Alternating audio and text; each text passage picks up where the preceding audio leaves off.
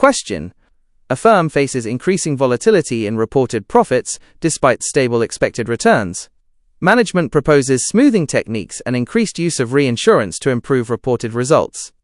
Critically evaluate this proposal, integrating profit volatility, risk transfer, capital implications, stakeholder perspectives, and professional judgment. 25 marks. Section 1. Interpretation and key points. Quick awareness check.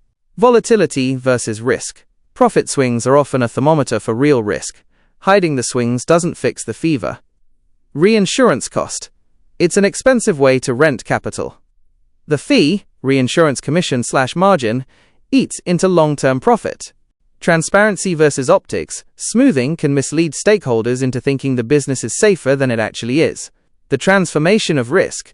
Reinsurance doesn't make risk disappear. It swaps insurance risk for counterparty risk. Section 2. Logic breakdown. 1. Risk mitigation versus risk concealment.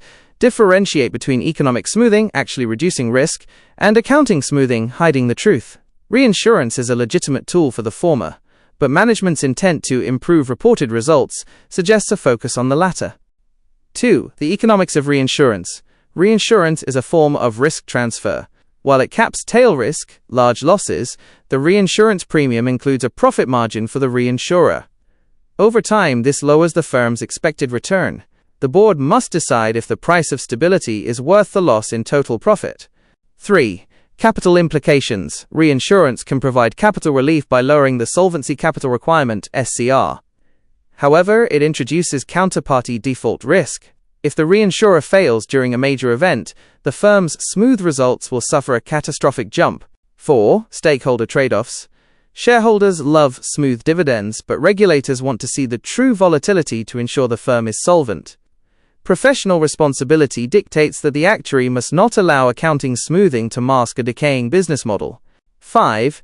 The actuarial control cycle. Any smoothing strategy must be part of the monitoring loop. If volatility is increasing, the problem specification should investigate why, e.g., changing climate, poor pricing, rather than just using reinsurance to cover up the symptoms. Section 3. High distinction model answer. Management's proposal to use reinsurance and smoothing techniques must be evaluated by distinguishing between genuine risk mitigation and mere volatility suppression. Profit volatility is often a vital signal of underlying economic reality. Attempting to smooth these results without changing the underlying risk profile can lead to model risk, where reported figures provide false reassurance to the board and shareholders, while the firm's actual exposure remains unchanged or even increases. The use of reinsurance is a valid form of risk transfer that can stabilize cash flows by capping tail risk.